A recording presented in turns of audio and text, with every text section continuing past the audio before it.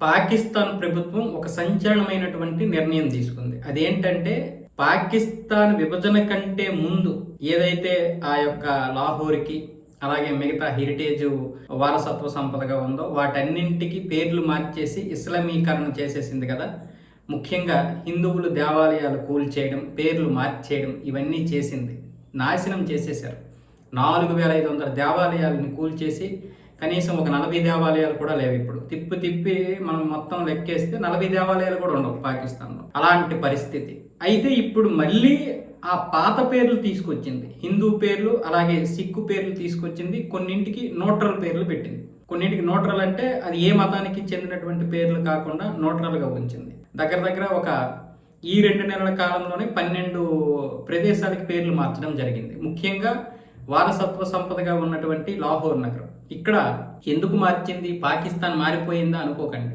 Next international review ఉంది.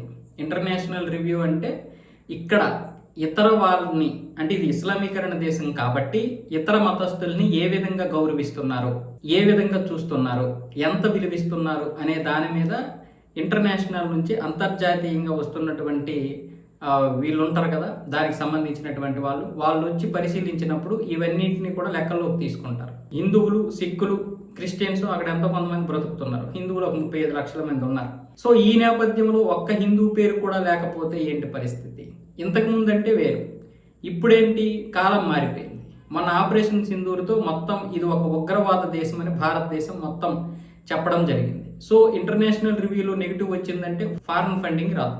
ఆ funding కోసం ఇప్పుడు తాపత్రయపడమే కాకుండా మాది ఇస్లామిక్ దేశము, మాది ఒక టెర్రరిస్ట్ దేశము కాదు అని ఇప్పుడు ప్రపంచానికి తెలియడం కోసం అమెరికా ఇచ్చినటువంటి ఈ సలహా ప్రకారం, అలాగే మరికొంతమంది ఇచ్చినటువంటి సలహా ప్రకారం ఏదో తూతూ మంత్రంగా ఒక 12-15 ప్రాంతాలకి మళ్ళీ వాటి పాత పేర్లు పెట్టారు పాకిస్తాన్లో. ముఖ్యంగా ఏ పేర్లు మార్చారంటే బాబ్రీ మసీద్ చౌక్ని జైన్ మందిర్ చౌక్గా, రెహమాన్ గల్లీని రామ్ గల్లీగా మార్చారు. అలాగే సన్నత్ నగర్ని సంతు నగర్ గాను, మౌలానా జాఫర్ అలీ ఖాన్ చౌక్ అని లక్ష్మీ చౌక్ గాను, ముస్తఫాబాద్ని ధరంపురగా, సర్ అగా ఖాన్ చౌక్ కాస్త Davis road, Allama Iqbal road jail రోడ్డుగా మారిపోయాయి. అలాగే ఫాతిమా జిన్నా రోడ్ని క్వీన్ రోడ్డుగా, బాగ్ ఏ జిన్నాని లారెన్స్ గార్డెన్స్గా, ఇస్లామాపురాని కృష్ణానగర్గా, హమీద్ నిజామీ రోడ్ని టెంపుల్ స్ట్రీట్గా, నిస్తర్ రోడ్ని బాంట్రెత్ రోడ్డుగా, గజియాబాద్ కాస్త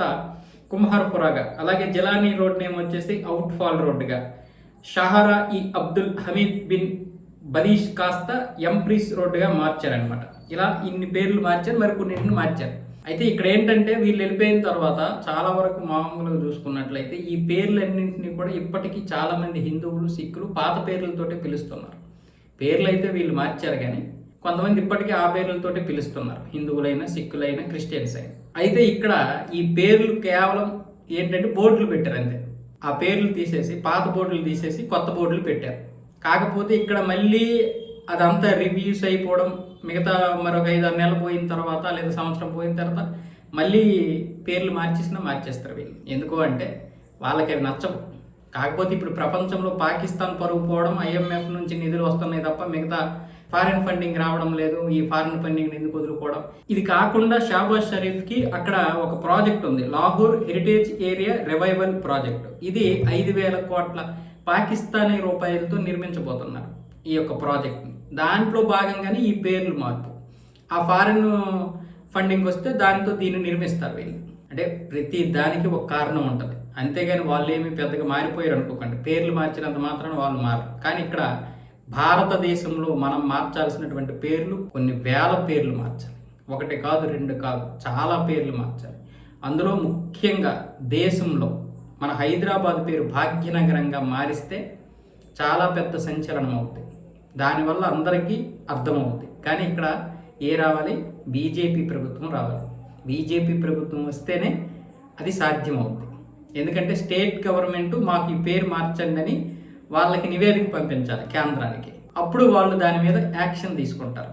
అంతేగాని కేంద్ర ప్రభుత్వం అధికారంలో ఉంది కదా బీజేపీ అని వాళ్ళు మార్చడానికి అవ్వదు. ఇక్కడ రాష్ట్ర ప్రభుత్వాన్ని దాటి ఏది చేయలేము. ఎందుకంటే మన చట్టాలు, రాజ్యాంగం అలాగ ఉన్నాయి. రాజ్యాంగాన్ని మనం గౌరవించాలి.